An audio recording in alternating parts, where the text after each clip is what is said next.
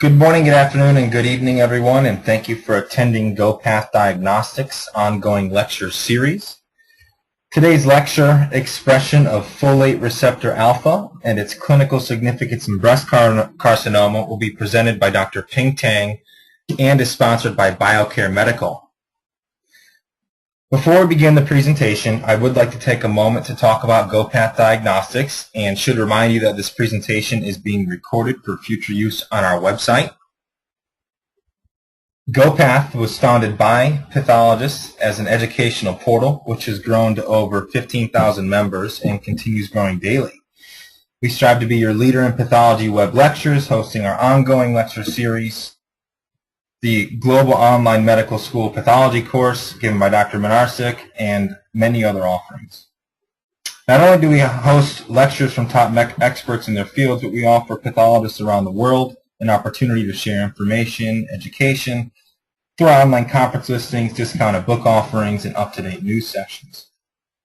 We're proud to offer all of this at zero cost to our members, and should emphasize that we would not be able to provide you with these offerings without the support of our sponsors.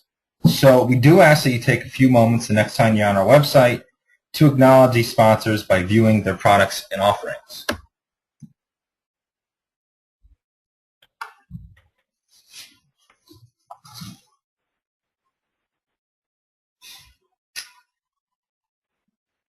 As mentioned earlier, we do have BioCare Medical as today's lecture sponsor, and I'd like to give Dr. Rhonda Henshaw-Powell the floor to speak momentarily about their company and their featured products.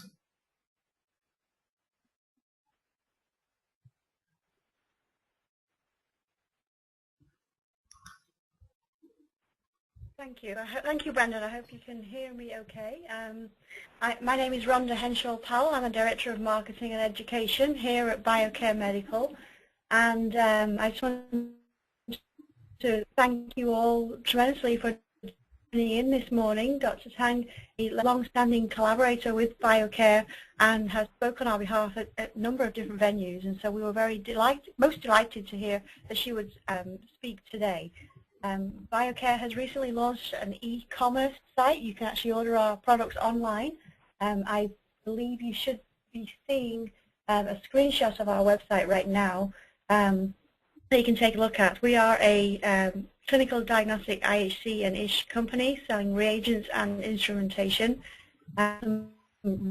really specifically clean and top and that you may be interested. So I'm not going to spend much more time than that. Please visit our website, www.biocare.net, and or contact me later if you would like to know some more information. We hope you have a wonderful presentation this morning, and thank you so much for joining us. Thank you, Brandon. Thank you, Rhonda. Now, before I introduce our premiered speaker today, Dr. Tang, I would just want to go ahead and help clarify some things. And I know that some of you may have some some questions that you may need some amplifying information on. If that is the case, you can use your mouse to select the raise your hand button on the toolbar section of your icon here. Otherwise, feel free to submit a question in the question box, and they will be addressed in the order which they are received during the Q&A session following the presentation. With that said, I do want to go ahead and introduce Dr. Ping Tang. Dr. Tang is a professor of pathology at the University of Rochester Medical School and is a surgical pathologist with a subspecialty interest in breast pathology. Her educational background includes research fellowship at Harvard Medical School, a PhD from MD Anderson in Houston, and a fellowship in surgical pathology from Yale New Haven Hospital in Connecticut. Her impressive career has yielded extensive research publications and her current appointment at URMC, where she's involved in several grant-funded projects. Her current research focuses on the use of immunocytochemical analysis to identify breast tumors with a high risk for bone metastasis. This presentation will discuss the selective expression of folate receptor alpha in breast cancer, in particular the IHC expression of FRA in invasive ductal carcinoma and in situ ductal carcinoma. With that, Dr. Tang, I am going to make you the presenter. Thank you for being here this morning. We truly appreciate it. You should be seeing the option to show your screen right now. Yes, I got that. Thank you, Brandon, for the introduction, and thank you, Rana, for inviting me to come to talk at here. It's really a great pleasure for me to actually give the talk on folate receptor alpha in breast carcinoma. It's very exciting for me to actually present our data here and all the new information we have just recently from other researchers in this area. So today's talk is really, the title is the expression of folate receptor alpha and its clinical significance in breast carcinoma. We all know that breast carcinoma is a very heterogeneous disease, so it's not one cancer, both biologically and morphologically.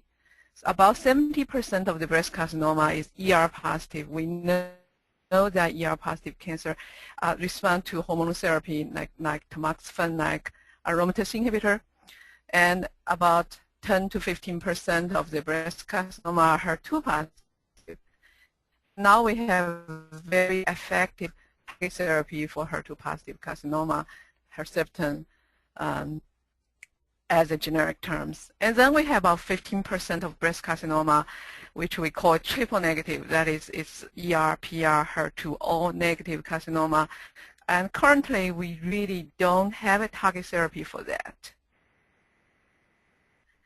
Where folate receptor alpha, it's especially for this triple negative group of seems to have very promising as a new target therapy for this group of the tumor.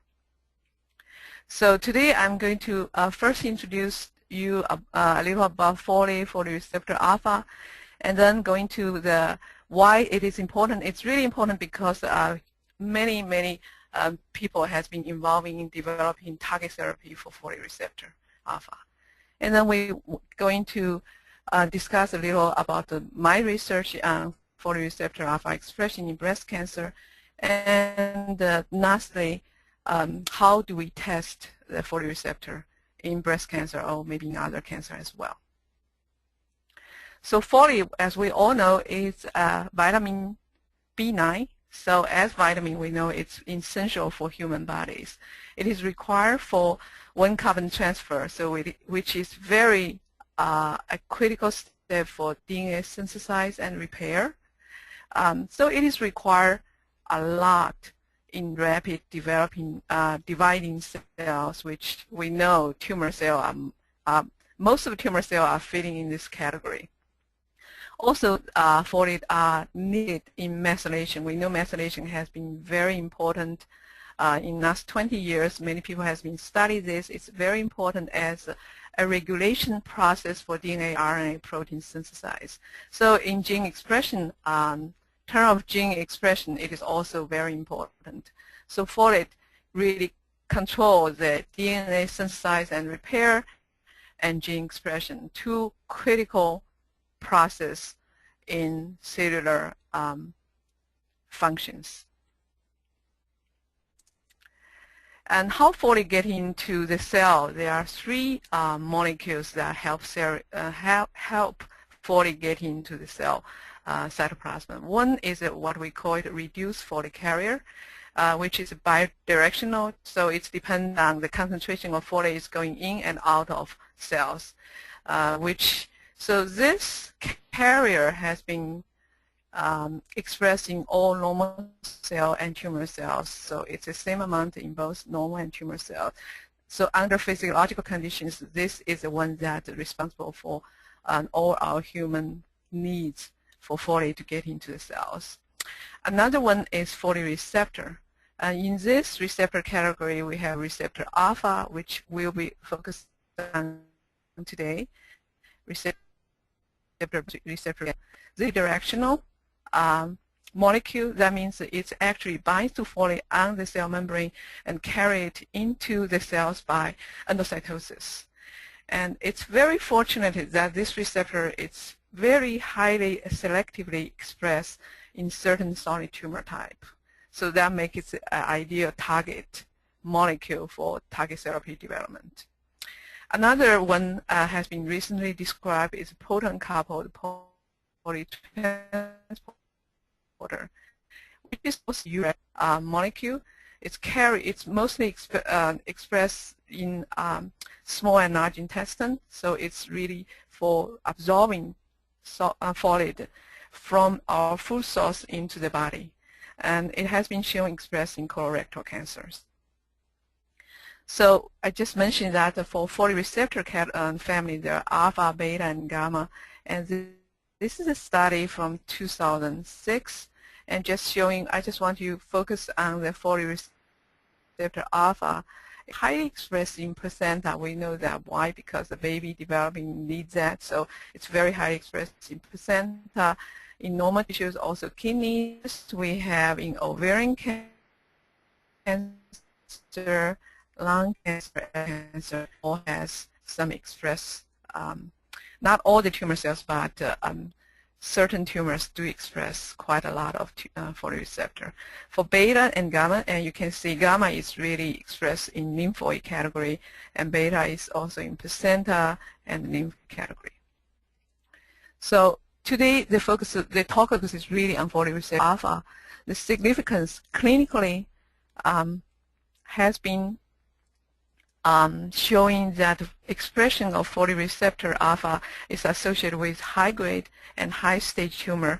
Most of the studies here are actually from ovarian cancer, so it's also associated with poor prognosis.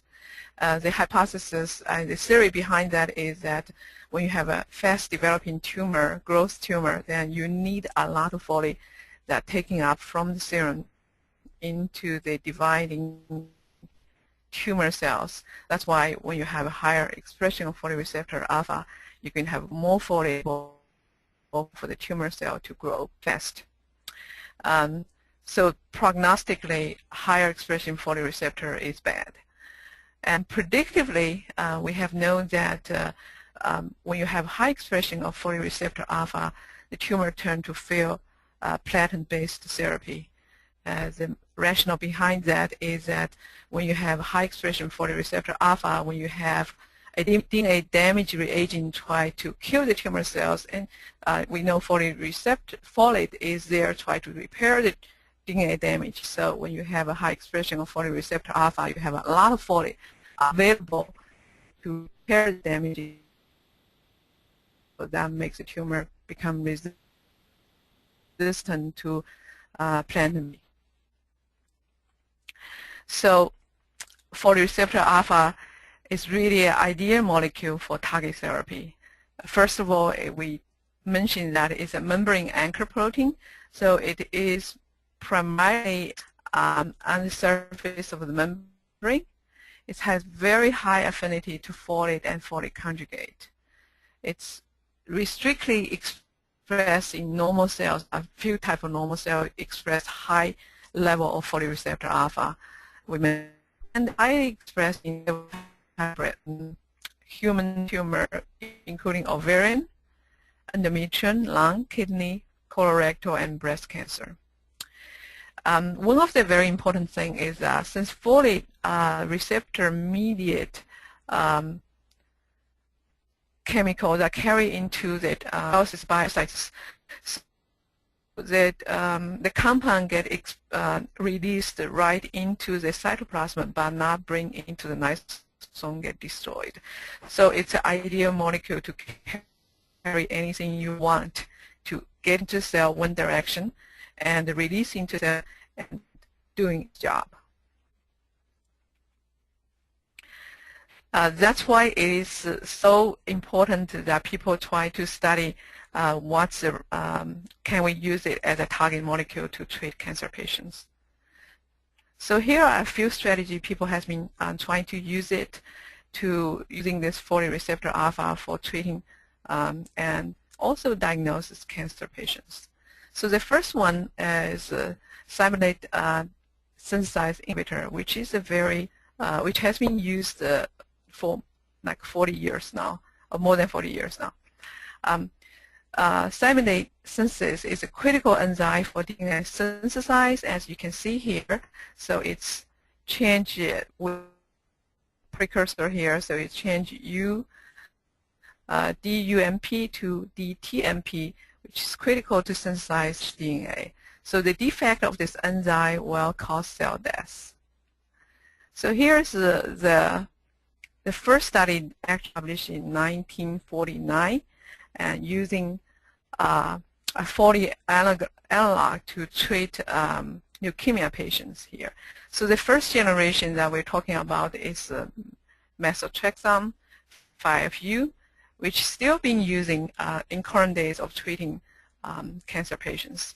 But just kind of keep that in mind. We talk about there are 3 molecules that can carry folate into the cells. So this first generation molecule is actually using reduced folate carrier. We talk about this is not a unique molecule that express only in cancer cells. This molecule is actually expressing normal and cancer cells. So in terms of killing, at a time that killing cancer cells, that also has very high toxicity to normal cells. So after that, there's second generation and third generation, which is very exciting, that also being developed right now. And I'm just going to show you one of the current study on that. So this is a study coming out recently, not too recently, but showing that a new molecule that using the folate receptor alpha instead of using the reduced folate carrier can actually very sensitively kill the tumor cell but not the normal cells. And this molecule here, just look at it, focus on the first line here. Look at the inhibition of cell growth. So when you compare the 4 cell lines here, when you have the reduced folate carrier, positive but folate receptor alpha negative tumor lines, and you do need a lot of compounds to kill the tumor cells. While you, in this cell line, you have reduced folate receptor, reduced folate carrier negative but folate receptor alpha positive cell line to inhibit the tumor growth.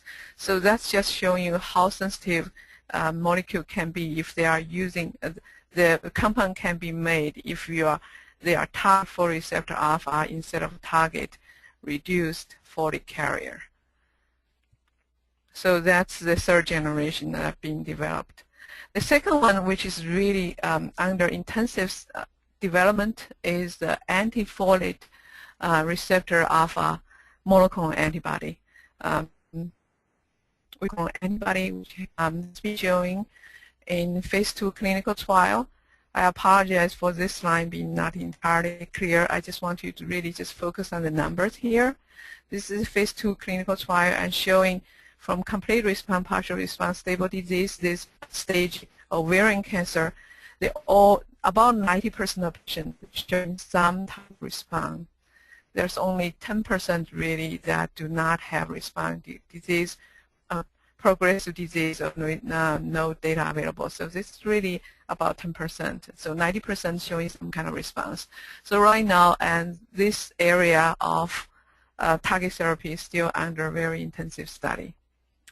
And the third one is very, very exciting to me is this EC145, which is a folate conjugate. So it's very tiny, small molecules that you basically just link a cytotoxic reagent to a folate and using folate receptor alpha as a carrier to bring them into the tumor cells specifically because only tumor cells express high level of folate receptor alpha and in that way kill the tumor cell. It has been showing that significantly patient using this is mostly in ovarian cancer patient, has significantly better progression-free survival, especially in folate receptor alpha positive cells, tumor patients. Here's the slides I borrowed from Goodman and from Endocyte. They are the company really highly actively developing this small molecule, folate conjugate molecule, try to target folate receptor alpha. I come across that he was presenting this data in last year's San Antonio Breast Cancer Symposium. So we had a discussion about this. So I have a chance to borrow his slides showing. So you have here, you got folate, you got the drug, you got the spacer, and you got a cleavage compound bonds right here. With this, here is a cartoon that's showing you have folate conjugate binds to the cell membrane folate receptor, and then using endocytosis, the cell, the compound get into cells, and then the compound got released into the cytoplasm. So the compound actually does the chemical does their things, not folate pathway per se, but the compound, once it gets into the cell, it just does its own job, and the folate receptor recycle into the cell membrane. Here's the data they're showing. This is in animal model. In mouse, there's 5 mouse in each group, and just showing you how significant when you are treating a folate receptor positive. This is on breast cancer cells, showing that you have control and you have the compound. Basically, when the animals that treated with folate conjugate, you can see a very significant drop in tumor volume compared to control. And toxicity-wise, on this side, you really do not see a significant toxicity by measuring the animal weight. So this is one of the compounds. This is the second one they developed, basically showing the same thing. Very effective anti-tumor effect here. You see at all compared to the control. And on the other diagram here showing the animal's weight didn't change at all. That means they do not have significant toxicity to the animal itself, since it's so highly target the folate receptor positive tumor cells. This is one basically showing the same thing, very effective anti-tumor effect. According to Chris, they are talking about their compound will be available for clinical trial at the end of this year, so we are very excited about this. The last thing but not least is folate conjugate has also been developed extensively in imaging study. Here is just a cartoon showing you enable any imaging. It can be a radioisotope, it can be something else, enabled with folate acid. And so what we'll do is this imaging label compound will actually just attach the tumor cells, so you can much betterly, effectively identify the tumor, folate receptor alpha positive tumors in the human bodies. So here's a bunch of compounds has been developed for PET-CT scan. We know PET-CT right now is one of the main method used. So with this, we'll have a much specific way to actually identify if the tumor, if it's folate receptor positive, we'll have a much more specific way and effective way to identify folate receptor positive tumor in human. And this is a very, very interesting study. I thought it's almost, it's an intraoperative. We know intraoperatively pathologists can do frozen sections and tell the surgeon where the tumor is, where is there tumor or no tumor. But for frozen section, one of the limitations is that we do have to see with our naked eye is there tumor there or not before we choose the right area to do the frozens. And here what it has been showing is that using a folate conjugate, here is conjugated folate with a fluorescent enabling compound, and using here this picture showing this is like augmentin. You can see all the fat and some blood vessel in there.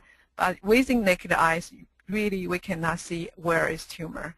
But with this folate label compound, clearly you can identify the tumors. They are not folate receptor positive tumors in this area.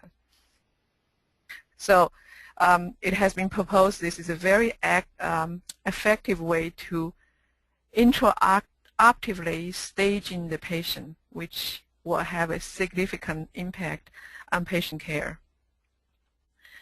So we talk about folate receptor alpha as a very effective target molecule.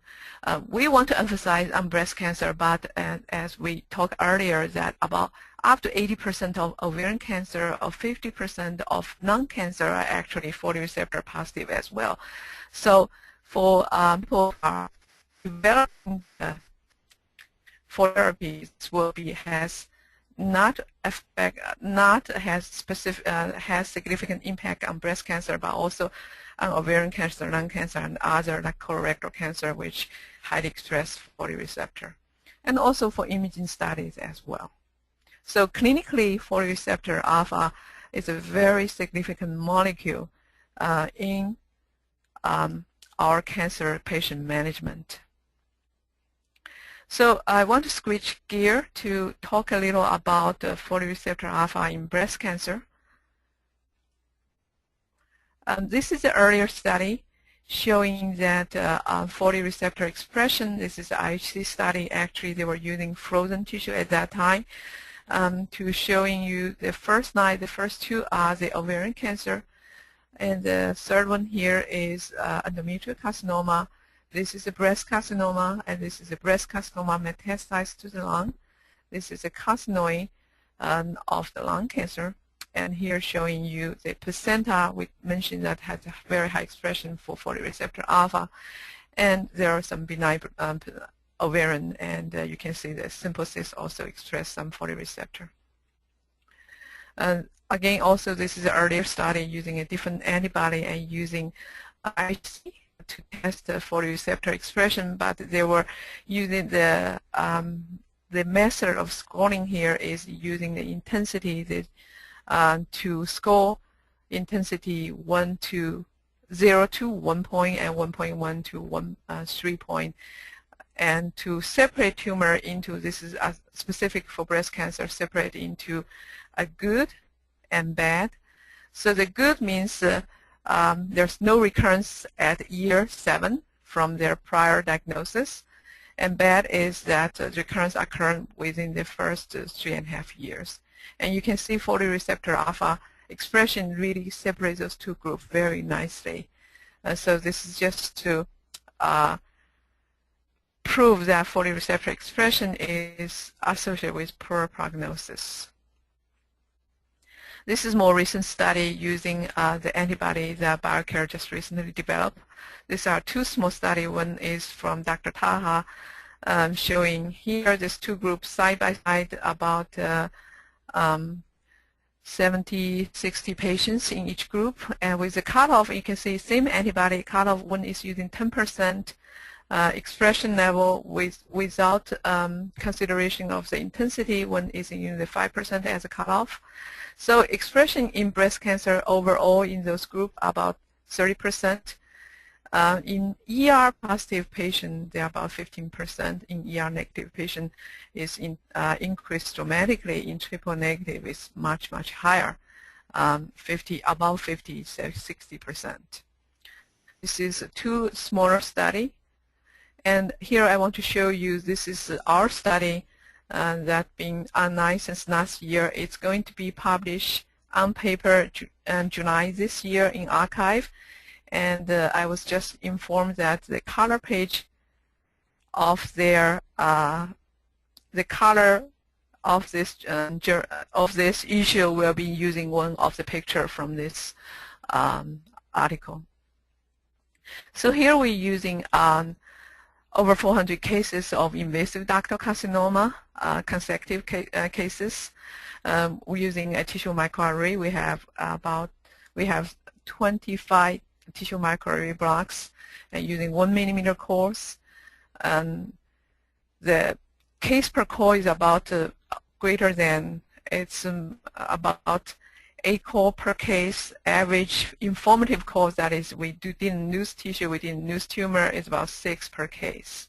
So we collect the clinical information: patient's age, tumor size, the nodal status, nuclear grade, and the histologic grade of those tumors.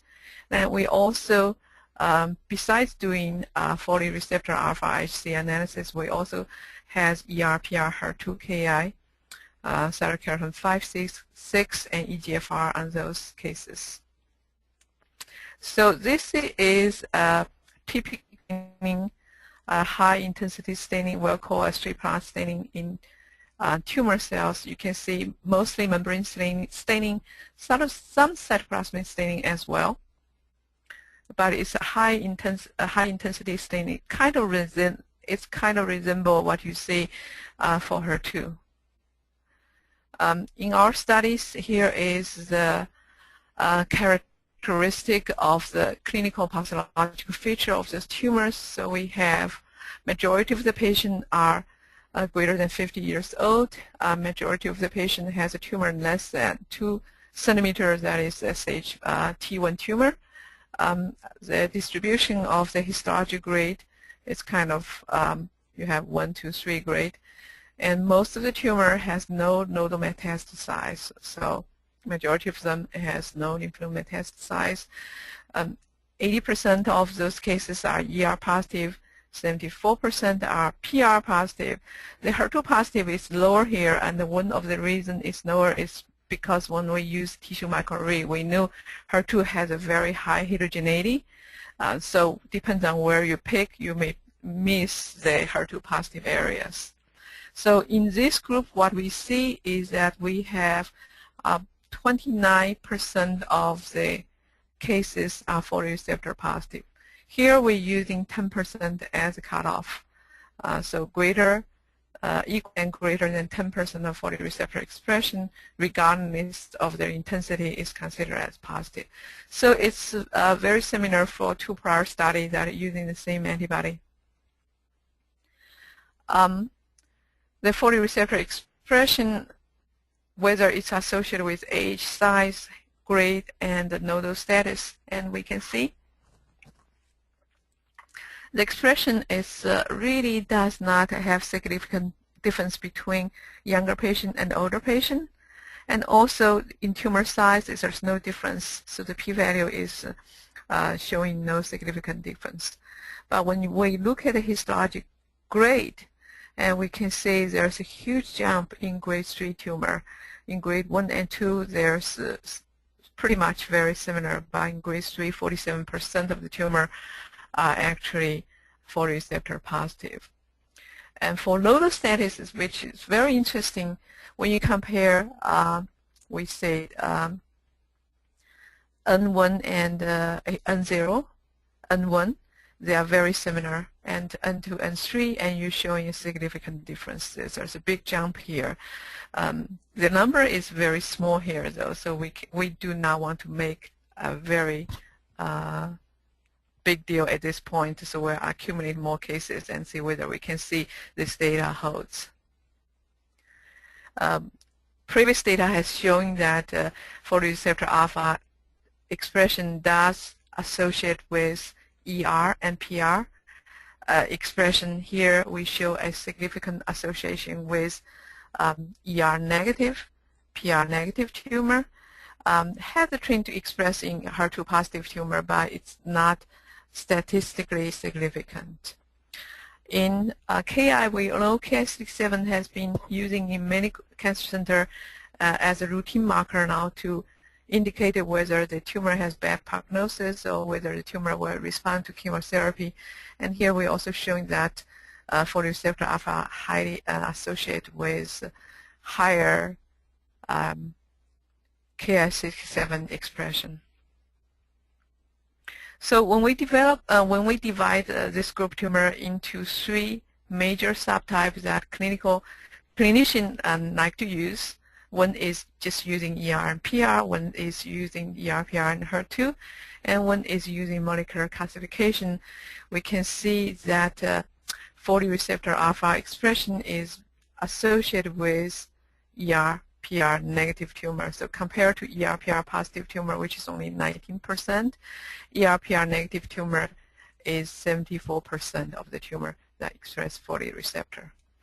When you're using triple negative, 80% of the patients in this group express folate receptor alpha.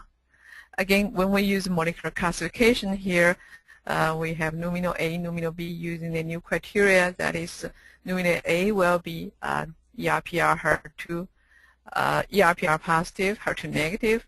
Numino B will be also ERPR positive, but the difference between A and B is the Ki67. Ki67 expressed below 15%, that will be numino A.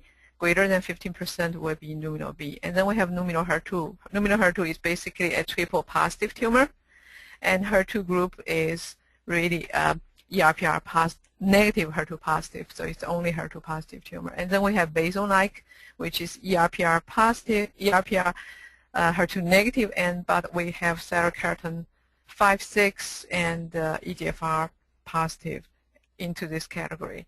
When none of the markers are positive, that means ERPR HER2 negative and all the basal markers are also negative, and we put into the non-classified category. So you can see in triple negative group in general that the expression level is much higher for folate receptor alpha. So prior study has shown that folate receptor alpha, and our study has confirmed, is closely associated with ER level. This is our data showing that in folate receptor positive tumor highly expressing ER negative group. And then when you go on using 10% as an increment, you can see that folate receptor just dropped expression.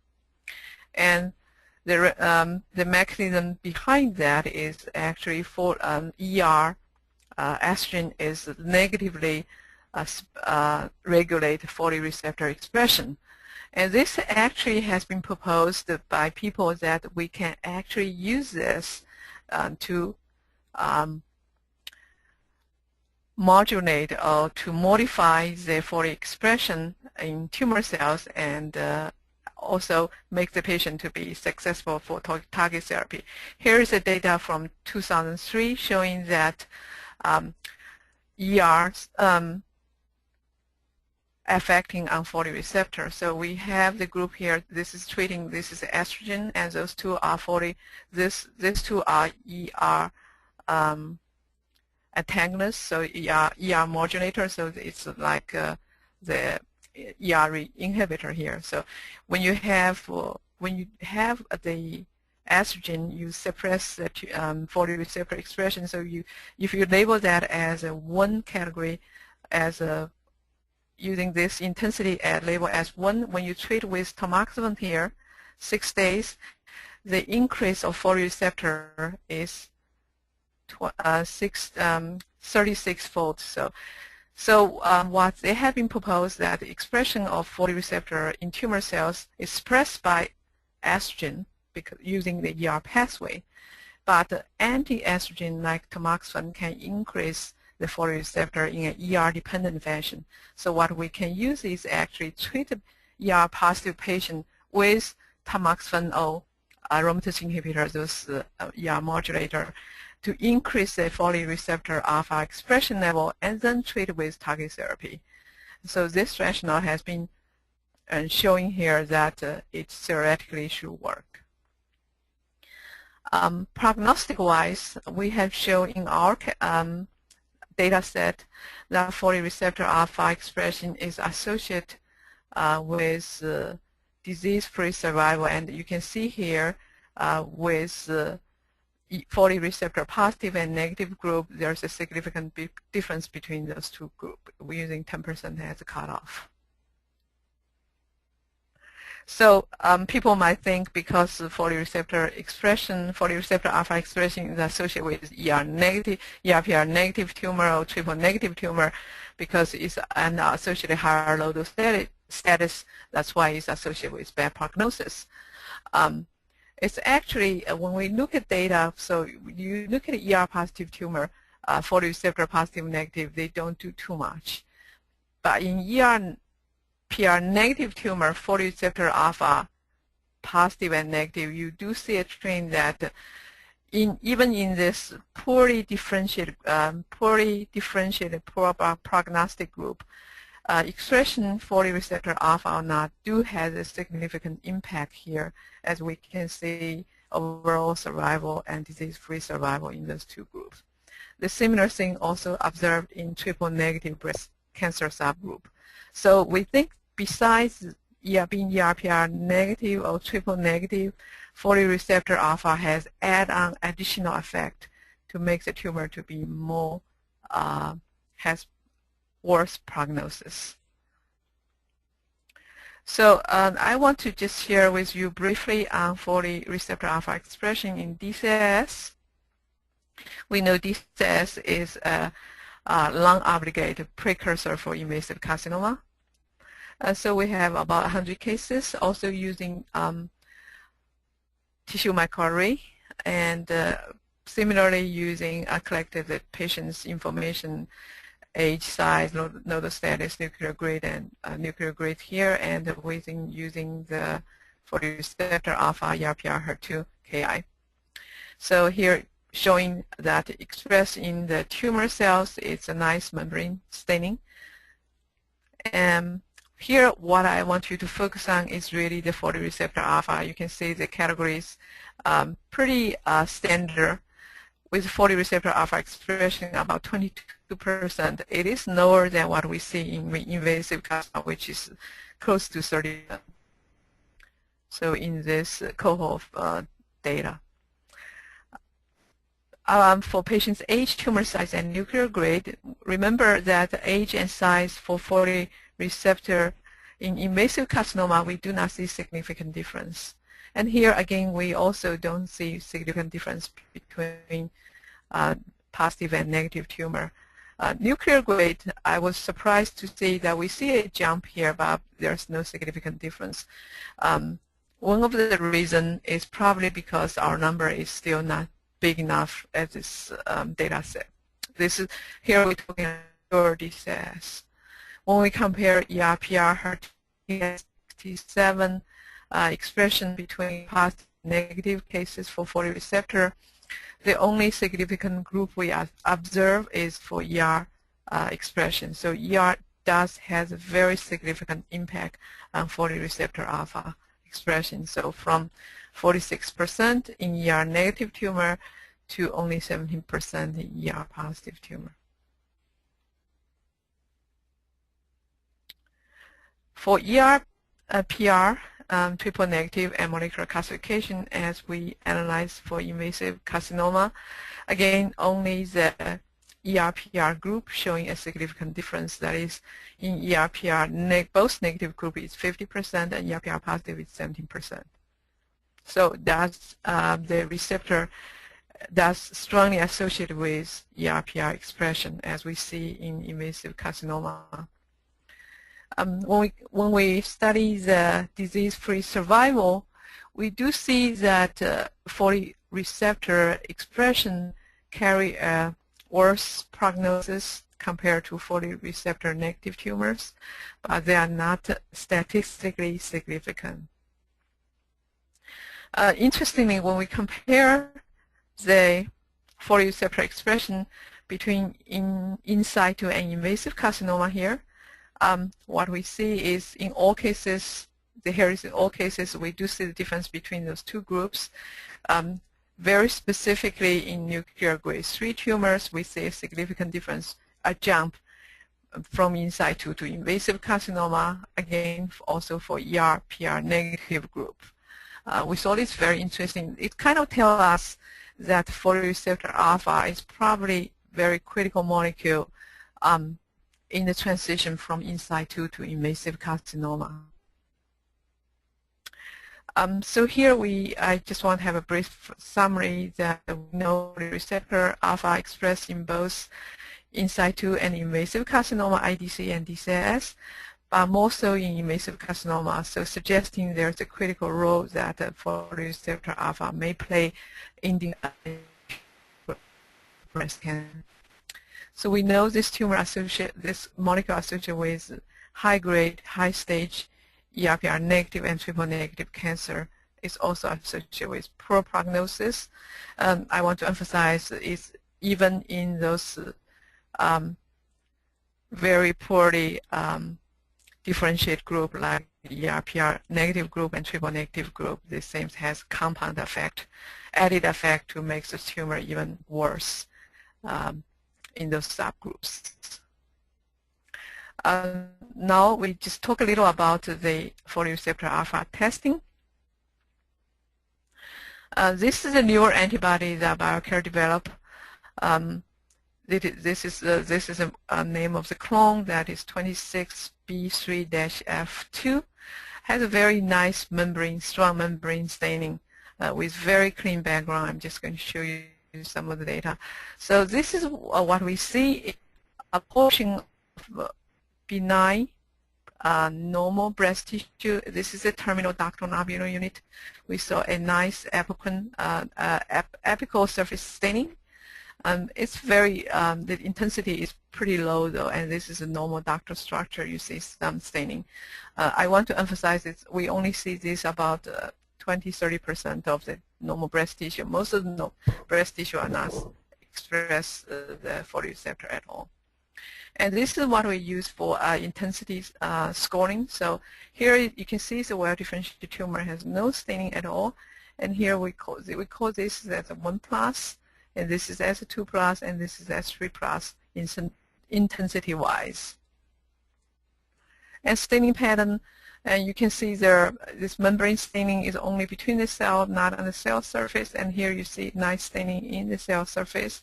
And sometimes we see a staining focused on this one area in the cytoplasm without much of the strong staining in the cell membrane.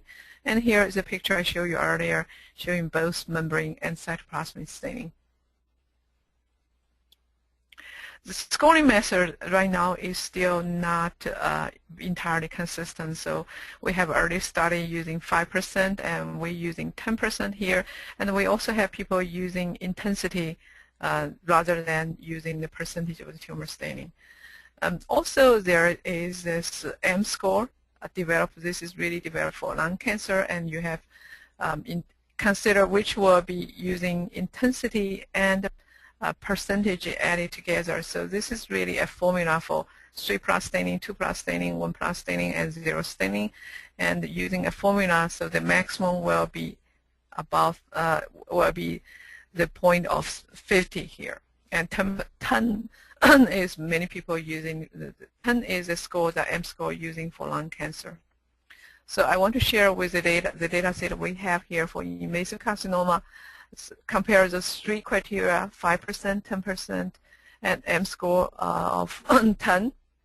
And you can see, yeah, you can imagine actually when you're using 5% or 10%, the difference are very, very small between either you're using tumor patient's age, tumor size, grade, nodal status, ERPR, HER2, KI, or triple-negative ERPR together. But when you're using the M-score 10 and above, and you do see a significant drop there. When you think about it, 10% M-score 10 is roughly equivalent about 20% of the staining percentage of the tumor cells. So you do see a significant drop there. But which one is better, and it's too early to tell at this point.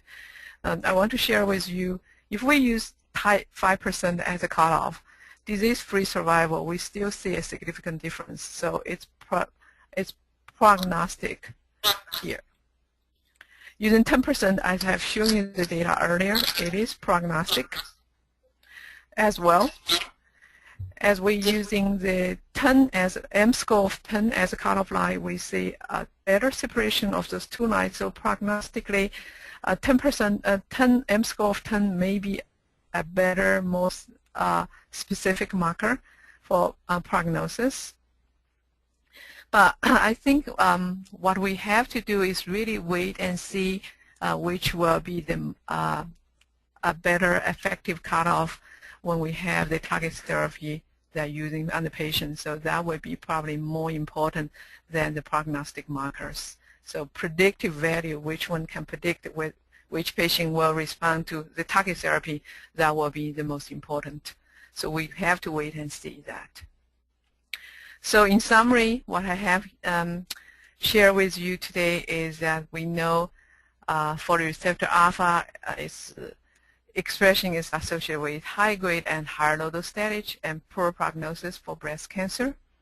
And folate receptor alpha as a molecule has been under intensive development and study for target therapy and preclinical and clinical studies. Especially, I'm very excited about that getting into the breast cancer in the clinical studies.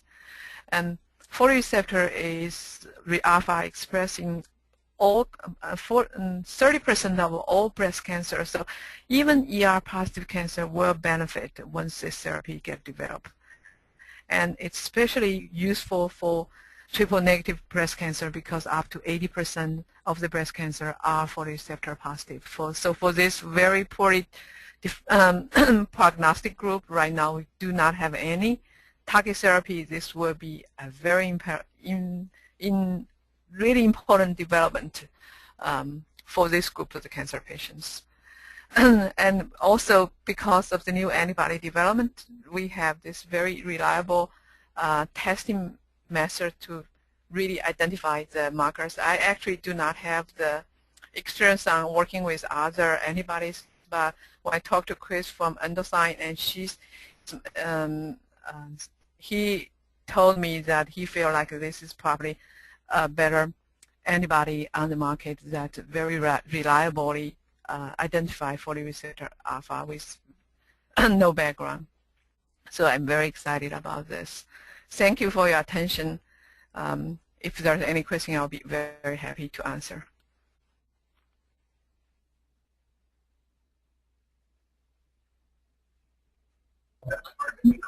Hi, Dr. Tang. This is Dr. John Minarsik.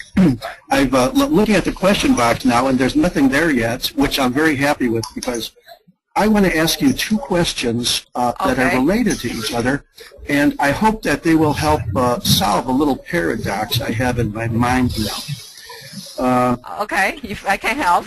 Okay, well, you mentioned several times that the FRA tumors are worse prognosis. Now, from the point of view of an average pathologist, a tumor that is worse prognosis is something that is more poorly differentiated.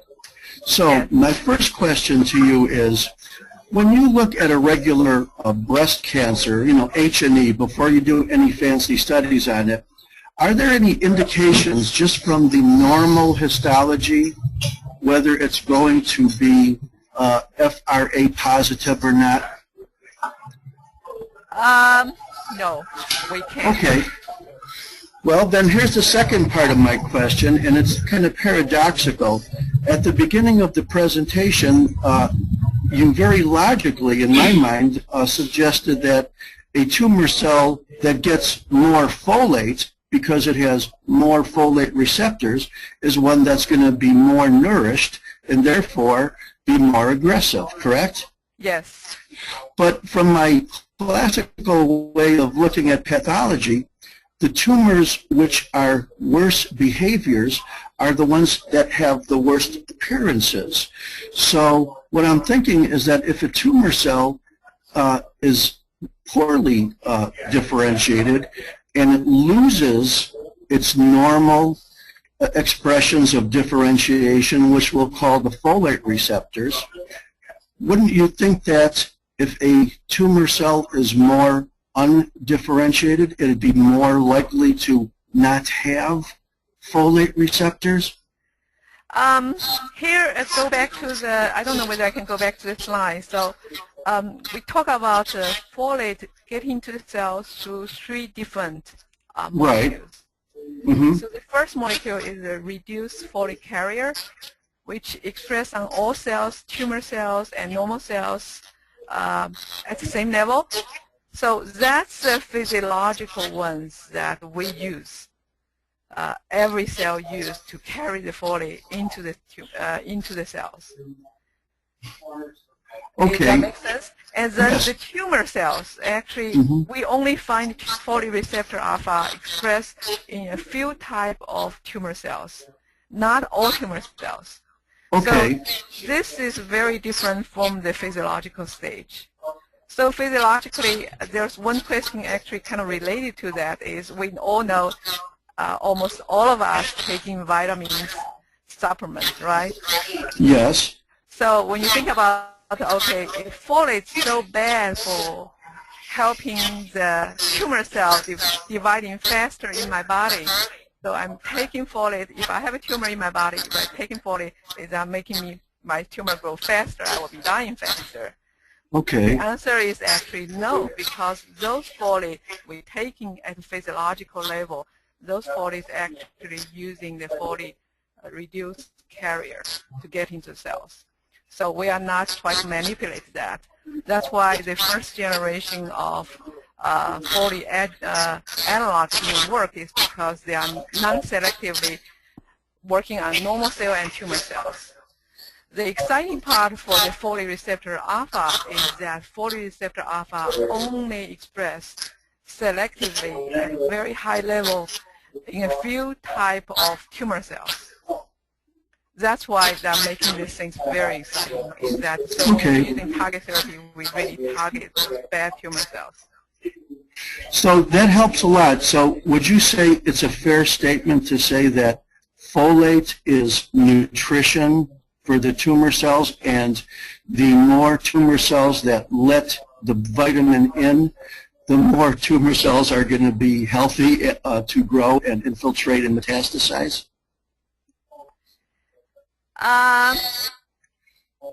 Let me see how I put it this okay. way. Yes, there has been, that's why we want to separate the physiological stage and from pharmacological stage level. So there's two levels. That's why actually the earlier study do show when you put more folate into the body, the tumor cells do grow faster.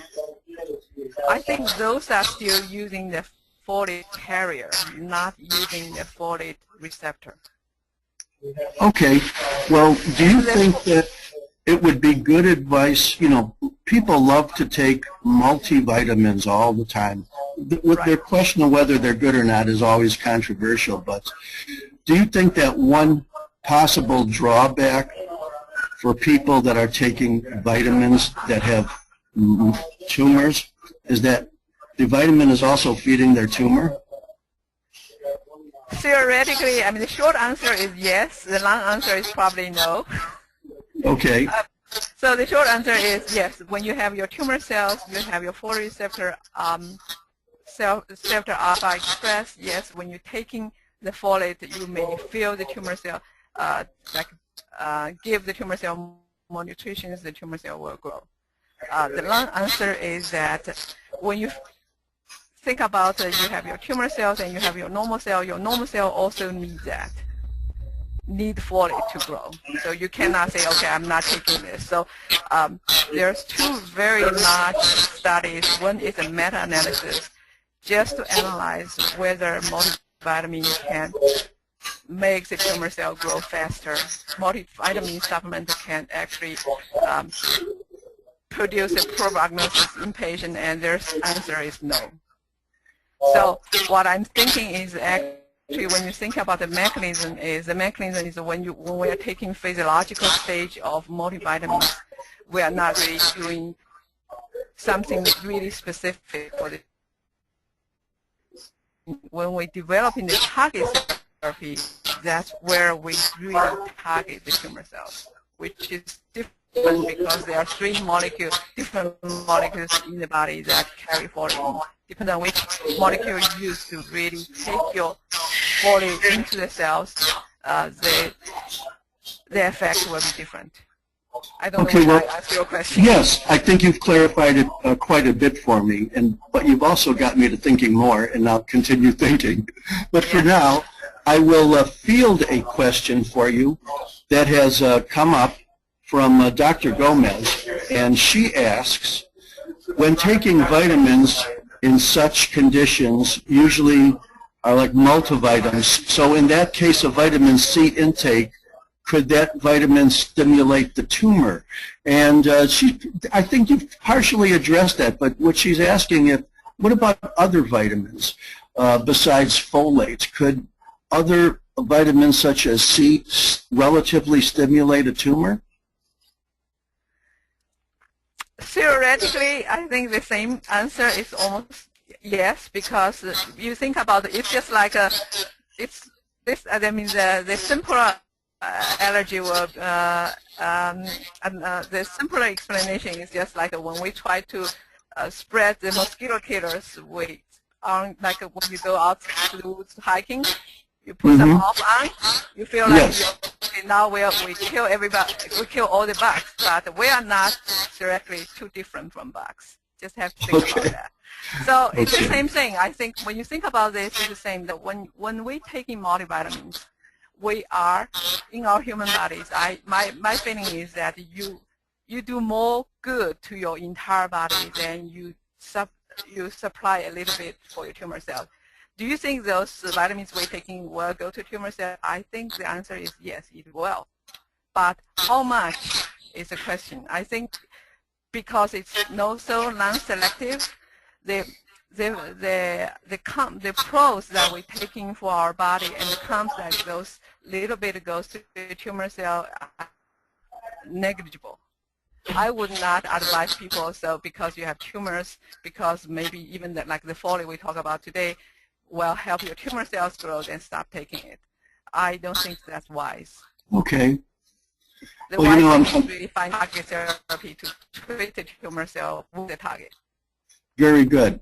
I don't have any other questions for now, and not in our question box either, so I'm going to turn the discussion back over to Jim or Brandon, and thank you very, very much. This was a very powerful presentation for me, and it's probably going to get me to thinking a lot more about stuff like that. Well, thank you. Hello? John, can you hear me? Yes. Okay. I think we have a very interesting, philosophical, discussion here. Whether should we kill the tumor or to kill ourselves? Of course, we don't want to do that. I think the issue here is that, of course, that we need to build our strong immune system, so can stimulate the immune system to fight cancer as well. So I think that the vitamins that we're taking, also the exercise we are doing, that probably will eventually help to fight the cancers, even though some of the folate will go into the tumor cells.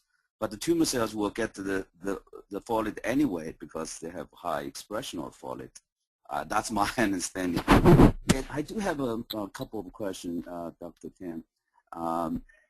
One is that you mentioned that estrogen, can downregulate folate receptor. I just want to ask that whether you see, ER positive and the folate receptor positive co-expression in the same tumors? Yes, yes. They are about 20% of tumor actually express both. Oh, okay, I see. Okay. And yeah. We haven't, I think the next thing I really want to do is to go in there, say, is the expression level lower? Because now we only do positive and negative, but I want to really say is the expression lower compared to the ER, PR negative tumor. And we need more data. Once you divide the data set into smaller groups, we really need more cases to make it a meaningful analysis. Yeah, okay, that's interesting. And so I guess that kind of downregulation is not complete, and they do co-express. Yeah. That's interesting. Another thing you talk about, what is the cutoff you should use. One you mentioned is a percentage, either 5% or 10%. Another one is like intensity, right? So yes. So currently that in the HER2, we are using the intensity for score, right? Intensity and percentage, using both. Okay, but so I'm thinking that maybe for your cutoff, we also should consider both, the percentage and the intensities. Does that make more sense? Yes, that's why there is M-score that is actually using both. Oh, M-score is using both. Okay, using both, okay. Yes. Okay, actually, for both ER, PR, HER2, when we as a pathologist report, we do report both. We report the percentage, we report the intensity. And the clinician actually has their own judgment how they're going to use it. HER2, we really need a 3+ HER2 of 10% in order to call it positive, because that's where showing that Herceptin being most effective. For folate, my personal things is that I feel like even a 1% is probably going to respond to target therapy like ER. That's why ER cutoff is so low, is 1% and above. So I think the cutoff, we can wait and see. I showed that even 5% of folate expression, prognostic-wise, you can really show the significant difference between tumors that express folate and not, folate receptor alpha or not. So I think this, I'm not really in a hurry to decide which one is the cutoff. I think we really have to wait until the target therapy come up and see which one will be most predictive, using that as the cutoff. So my recommendation is when you evaluate folate receptor, put down the percentage and the intensity both in there. It's very hard to do the M-score though. I think when you have to do the M-score, basically you have to document 4 different intensity and 4 different percentage and calculate them together. It's very hard for pathologists to do, as we're already extremely busy. So it will be probably easier to using what most people are using now, average intensity and the percentage. I see. Okay. All right. So practically that if you have a lumpectomy specimen, and do you run the folate receptor? I'm losing you. Can you speak louder? Oh yeah. Okay. So practically that when you have a lumpectomy specimens, and do you do the immuno on every sections in order to get this percentage? Yes. For ER, PR, HER2 is mandatory. I tell you, this is a common marker we use, ER, PR, HER2. We have to do it because it's clinically relevant. For Ki-67, most people do it because it does show, has predictive value as well. Folate at this point, I think folate is very, very new. Not many people, when I mention to people, many of pathologists never heard of it, even people who are in breast pathology. It's a very new marker, so we have to wait and see. I think that the important thing is when clinicians find out if the target therapy really works. I see.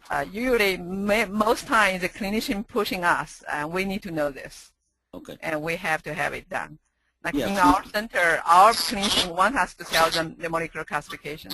I know most cancer centers, they don't want to know about it. Okay. So it's a clinician-driven thing.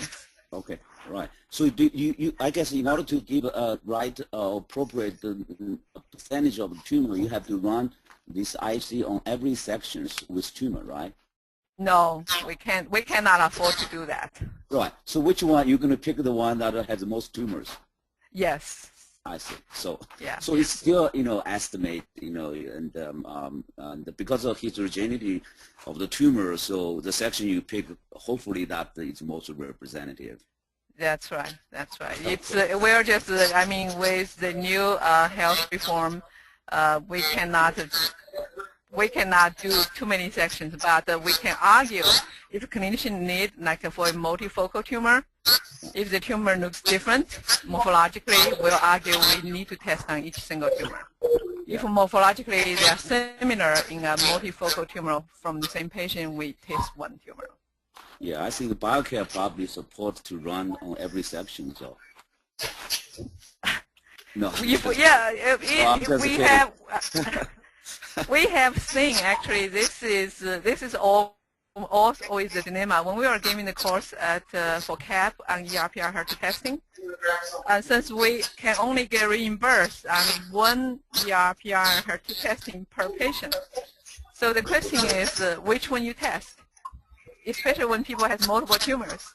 So if we want to save money, our suggestion is that you test ER/PR is in most well-differentiated tumor and HER2 on the poorly differentiated tumor, because that's the most likely you're going to get a positive or negative. But in reality, some very poorly differentiated carcinoma is ER/PR positive, and some like a moderate differentiated carcinoma can be HER2 positive. So you're still going to miss something. I mean, how much you want, how far you want to go, how much money you want to spend to get to the bottom of this. That's the question. $1 million question. You mentioned that folate receptor express most of the triple negative tumors. Does this receptor have any, diagnostic value here? At present, no. And we are not using it yet, but in the future, maybe, because actually triple negative cancer is always an issue. But the problem will be going to which one you going to, let's say I have folate differentiated carcinoma metastasized to liver, whether it's lung, adenocarcinoma, or from breast. If the patient has both, then you're kind of stuck. Right. Because the folate receptor alpha are likely to express in both cancer, so which one it is. So the best way for us is still we have to use a panel of markers to decide. Okay, I do have one more question. I don't know if I have asked too many questions. So, but just trying to provoke the discussions. Another sense that you mentioned that this trial going on right now, but the fact that the tumor can be just 10% expression. So we are targeting only 10% of the tumors in the tumor mass. So how do you rationalize that these drugs can be effective down the road that if we are only treating 10% of tumors? That's why we use a combination therapy. You're using this only for this. Okay, you actually fully target, yes, you're going to target only the positive tumors. For the very heterogeneous tumor, the other population, you cannot target. So that's why you use a combination of both. You use a combination of cytotoxic reagent, target therapy, everything together. For example, if the patient is ER/PR HER2 all positive, or maybe folate receptor positive, basically you're using all target therapy, and you're also using chemotherapy. Hopefully the chemotherapy, the non-specific chemotherapy will come and kill the other cells. That's right. So in the clinical trial, they already included multi-therapy, not just using the folate. Yes, in the clinical trial, they normally, when they design, they will design multiple arms. Each arm try to test which one answer a specific question. That's right. So the clinical the significance that needed to be really carefully calculated because this can be very subtle in some way. Yes. Okay. So even we talk about HER2. HER2 is a very good example. HER2 is we consider Herceptin is extremely effective. With Herceptin to be so effective is only 50% of the HER2 positive tumor will respond to Herceptin. The other 50% will not. But in cancer treatment, that is already considered to be extremely good reagent, That's good right. Treatment. Yeah. At this point. This will very promising is this in the triple negative tumors, because of lack of the significant, therapy. That's right. That's right. So that's very significant. This is very interesting. I think I think I will start to use it. So next question, for HER2 you have a HER2 fish. I mean, for folate acid receptor, folate receptor, would that something similar can need to develop? Because this is the overexpression, right? Yes. So do you see something similar to this to be developed? I don't know whether anybody is developing that at this point. Even for HER2, because the same thing for HER2 is that, the function-wise, for any molecular to function, it has to be in the, at the protein level. That's right. So the why we have HER2, there's IHC and FISH, is some of the IHC do not pick up. People will respond to treatment.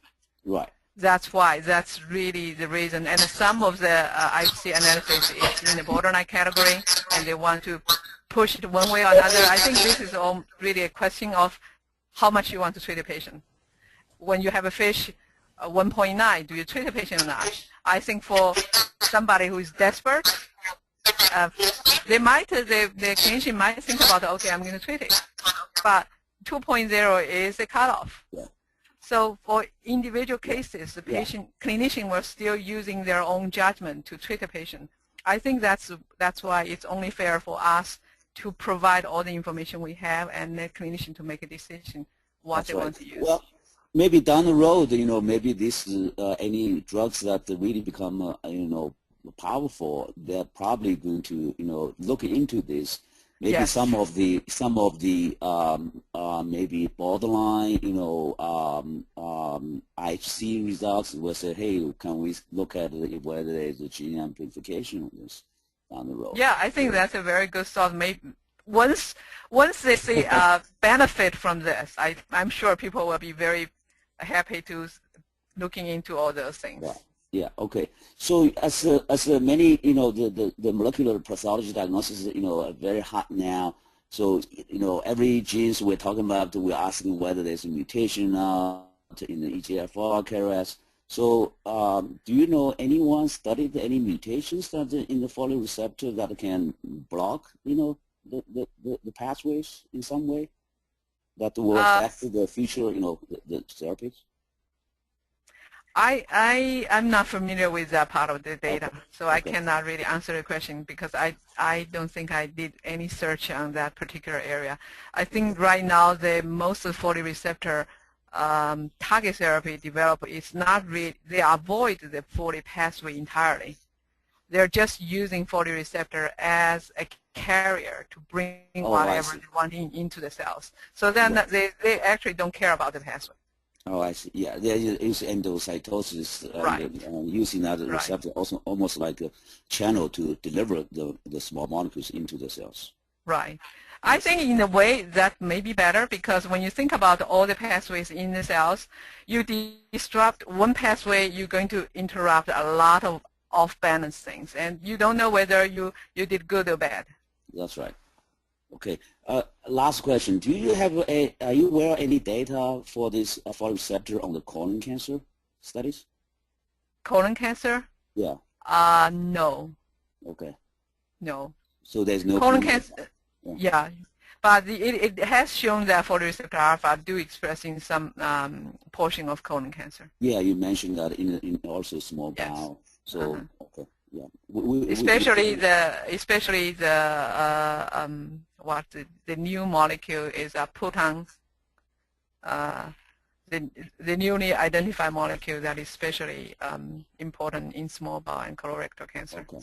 Okay, that's interesting. Maybe we can explore that. We handle a lot of the colon cancers. And, okay. Okay, I think that this is a great talk, and probably this I still can be very useful. Yeah, in our experience, I think the IHC has been very, very stable with minimal background, so it's works great in our hands. Okay. So BioCare antibodies now is commercially available, right? It is. Okay. It is. So when I was talking to Chris from Underscience, they are the one that are developing the small folate conjugate, and apparently they try a lot of antibodies. They have their own antibodies as well. And I was happy when he said, but for their clinical trials, they're going to using BioCare's antibody. I said, well, that's the only one I use. I'm familiar with. That's great. That's why BioCare want to sponsor this and to promote this. I fully support that. It is a great antibody. Yeah. Good. Good. I think I'm running out of my questions. Very good discussion, Jim, Dr. Tang. Because we're running out, I want to thank. Go ahead. I wanted to thank Dr. Tang for holding up very well during our crazy questions. I've been listening to Jim's questions, and all kinds of things are going through my head, and I could probably summarize them by just asking Dr. Tang one more question. No problem. It's a learning process for me as well. The patients that you told us about that are very strongly FRA positive, is there any evidence that they have megaloblastic anemias also? That actually I don't know. That's a very good question. I actually don't. Because, many patients with malignancies have megaloblastic anemias, and many types of chemotherapy cause megaloblastic anemias too. I'm just wondering, as one possible scenario is that if a tumor, breast or not, had a tremendous positivity for folate receptor, if that would be relatively shifted away from the hematopoietic system where they also need folate. Right, right. Anyway, that was just another one of my crazy thoughts, and I'll be thinking well, about it. Well, that's great. Yeah, we can all think about it. I will next time I'll pay attention actually. Because we're not right now we're not routinely testing on our clinical patients, these studies. So it will be hard to dig out all the clinical infos. Okay, thank you very much. Thank you, guys. Brendan? It looks like we have just one more comment here from Dr. Gomez. She said, or peripheral neuropathy. Does that relate to it at all? I'm not aware of that, but I really cannot answer that question. Right. Okay, well, I think this discussion can go on all morning, frankly. The content has been excellent this morning. I do want to ask Rhonda, I know, I'm sure all the viewers would probably want to know how they can order any of the antibodies associated with BioCare. So is it as simple as coming on the website and doing so, or do you want to address that at all, Rhonda? Thank you. Yes, that's exactly it. With about 6 to 8 weeks ago, we launched our e-commerce live ordering website, and so we've actually done some big changes to it. So you can actually see the Folate Receptor Alpha IVD Class 1 kit is available for purchase. It comes fully titered with an diluent and a detection system with it. It is not available as a single antibody. However, it really works really well. And I know that Dr. Tang has that today. She was also part of the paper that we collaborated on, and like you say, we've just recently, as in this last week, received notification that it will be featured in the later issue of Archives, and on the front cover as well. So this is excellent news. So yes, please check out our website. You can order many of our antibodies on there. Our instrumentation, you need to still call through to our live sales team. However, like I say, please check it out. We've got a lot of technical information on there as well. The scientific posters and meeting abstracts that Dr. Tang has presented at previous CAP and US CAP meetings are available for download on there. You can reach out to me, rhenschel@biocare.net, and I will send you the PDFs, or you can check in through the website and actually request them as well. So thank you so much. I appreciate the last minute pitch here for my BioCare infomercial. Hey, we thank you so much. I mean, this is an excellent mini-series we can have with BioCare, and I think there's so much more we can do through the lecture series. So I know this is a great opportunity to have exposure on a free website like ours, and it's clinically significant, it's educational, and again, it's free. So it's something that I think we can get a lot of exposure and have a lot of future collaboration on. So I would like to wrap things up, if I may. First, and foremost, thank you, Dr. Tang. Thank you, Brandon. The information you provided today was excellent. I know Dr. Minarsik and Dr. Luke could probably sit here all morning talking with you about it. So we had to cut them off before they did so. I'm going to go ahead and just, remind everyone once again, this lecture is recorded. It'll be on the website this weekend. I know we tend to have quite an explosion of views the week after the lecture is done live. So I'll keep everyone updated on the views and see if we can't talk, Rhonda, here this week about the next steps of the lecture series.